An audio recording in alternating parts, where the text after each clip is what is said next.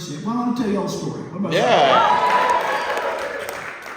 So, I want to hear a story about, how about a story about the first time my band ever toured? Now, we've played over 3,000 shows. Try by Truckers. I mean, I've had multiple bands. Try by Truckers is like the band that played over 100 shows. We played about 3,000 shows. So, we that's a lot of fucking shows. I'm not sure the Rolling Stones have played 3,000 shows. I mean, I'm serious. Count it up. I'm not sure they have. The Ramones didn't hit 3,000. They came close. They were in the upper 2,000s. Wow. And most of my favorite bands, they didn't play.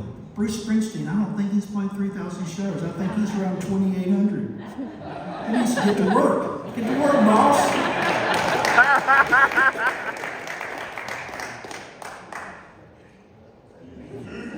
But it's all got to start somewhere. And our first tour was a fucking disaster. And I spent the majority of it kind of in like mentally in a fetal position going, what have I done? All that cocky shit I said when I was a kid about nothing to fall back on. And oh shit, I've got nothing to fall back on. And this sucks. So we're going to tell that story. It's a funny story, so, you know, I ain't getting heavy yet.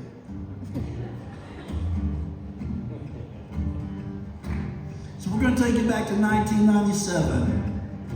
The Drive-By Truckers was about a year and a half old, and all we'd ever put out at that point was a 45 with bulldozers and dirt and non-bullets.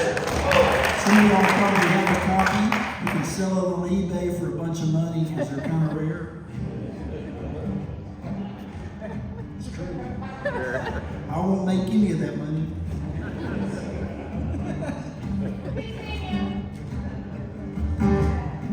And we had some good friends in Athens, Georgia, where we were based, the Starring Boys. They were a fantastic band. They were a country western band, like old school traditional country. And Dave Marr, the singer, had this perfect country baritone voice. He could break your heart. And he was from Chicago, and he looked more like a glam rocker than a country singer, so it was awesome. We called him the country vampire behind his back. He looked like that at the time. And he booked this tour for his band to play, and because they had a new record finished about to come out, and they wanted to go out on the road. And he booked all these dates. It was like in December of '97. And it started in Columbus, Ohio, and it went to Chicago and Lansing, Michigan, and Buffalo, New York, Boston. And their drummer couldn't do it, and we shared the same pedal steel player, and we were dying to get on the road, and he knew that, so he came up to me and he asked if we'd like to join forces and make the tour happen. And they would use our drummer, and we'd share the pedal steel player. And they had just bought a brand new, used 15-passenger van. And it said First United Baptist Church on the side. Which Dave Marr assured me meant they would never get pulled over. So the plan was we'd fit as much gear as we could and as many people as we could into that First United Baptist Church van, and the rest of us would go in whatever car we had that might be roadworthy for such a long journey. And at that time, the Truckers had a van. It was a 1978 Plymouth Voyager. We were about the 5th band to own it. Somewhere around the 3rd band, it got the nickname the Huffer. Now, I've done a lot of stupid fucking shit in my life, but I've never been dumb enough to take on a 1,000+ mile journey in something called the Huffer. So the best we could come up with that could make the trip was Cooley's wife's Mazda Protege. Y'all remember those? It's like a go-kart with an extra couple of square inches. And Cooley's, they were living in Durham, North Carolina at that time. And me and Adam Howell, our bass player, rode up in my CRX to Durham to hook up with Cooley and the Monster Protege for the tour. Now, to give y'all a little bit of background, Adam Howell, our bass player, he played upright bass. He looked just like Jesus. If you know, what they taught you in Sunday school in the 70s, Jesus looked like, except he was really tall and probably listened to a lot of Grateful Dead. So, really tall 70s Jesus listening to Grateful Dead. He was 6'10", Adam Howell. He played the upright bass. He sang like a fucking angel. He had the most beautiful voice. So he and I go up there and we get in Cooley's Monster Protege, and Cooley had done the math and he figured out that Durham, North Carolina to Columbus, Ohio, about 4.5 hours. It's the last time Cooley ever did that. So about 5 hours into the journey, we're somewhere in West Virginia on some mountain road, and it starts pouring down rain, and I'm talking fucking biblical proportions, downpour, pouring on that poor little Monster Protege, and we're in the right lane, and that little go-kart engine's going. Sounds like a chihuahua, really pissed off, and it's driving, and then 18-wheelers would pass us on the right lane, the left lane, and every time one would pass us, we'd hydroplane just enough to where me in the back seat, my butthole would just go like that.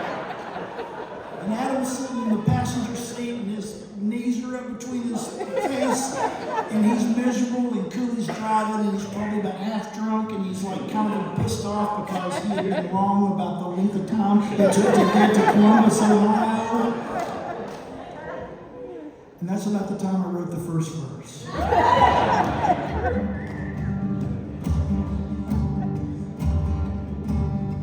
90 miles an hour in West Virginia rain. They're waiting in Columbus and we're later than you think. Cooley's at the wheel, Adam's at the brake, and I'm jammed in the backseat with my head between my knees. Jammed in the backseat with my head between my knees. Jammed in the backseat with my head between my knees.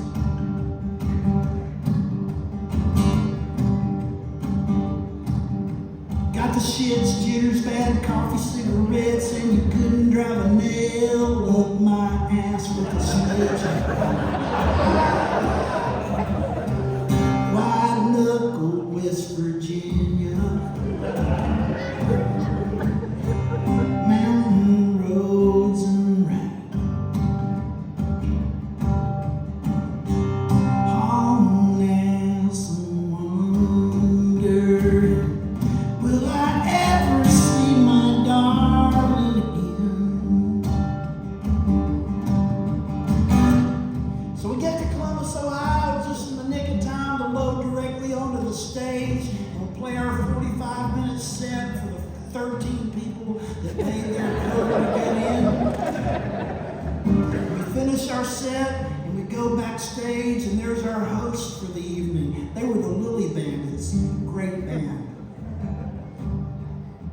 And one of them was going to be putting us up for the night at his house. He was married and had kids, so therefore he had a nice house.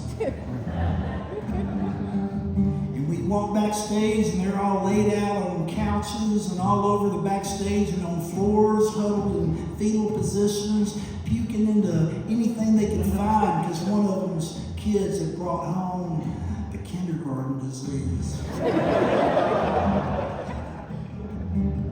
Of course, it was the kids that we were staying with that night.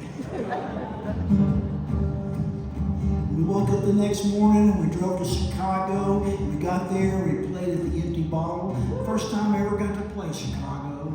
I was so fucking excited. We had a pretty good show. And we woke up the next morning to drive to Lansing, Michigan. And that's when the kindergarten disease started finding its way through that First United Baptist Church.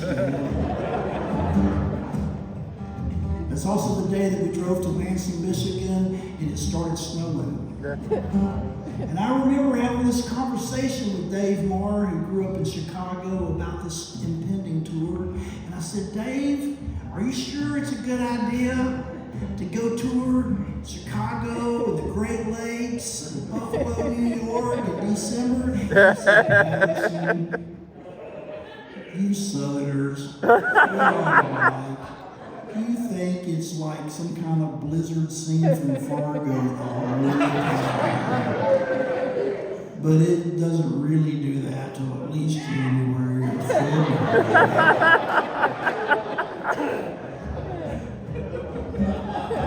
So we're driving down the interstate on our way to Lansing, Michigan, and the Great Lake right next to us is all freezing over, and wind's picking up ice from that Great Lake, and it's dropping it right in front of our Mazda protege, and we're slipping and sliding and slipping and sliding, and it's terrifying. I grew up in Alabama. I'd never seen that shit. We get to Lansing, Michigan, and there's 10 feet of snow on the ground. Holy fucking shit! No one's gonna come out. What the fuck? We're gonna lose all kinds of money. What are we gonna do? Everybody in town came out. What the fuck else are they gonna do?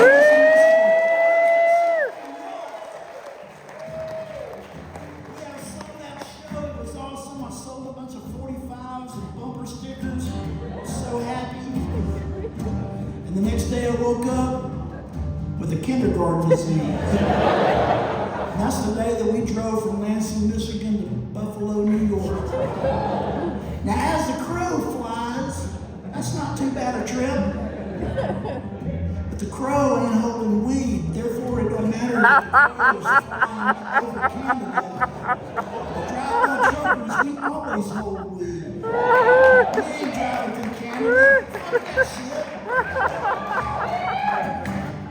And that's around the time that it became a full-on motherfucking blizzard. And I really the hell never seen anything like that. We're driving north from Cleveland, and they start closing down the interstate. I'm thinking, they're closing down the interstate on the Pennsylvania Turnpike. What the fuck does that mean for someone from Alabama? And I'm back in the back seat of that monster protege, and I'm puking into a bag. And I wrote this next verse.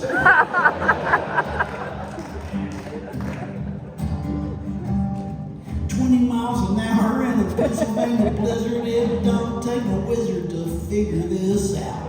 North in the summer, south in the winter, Buffalo December. What kind of dumbass shit is that?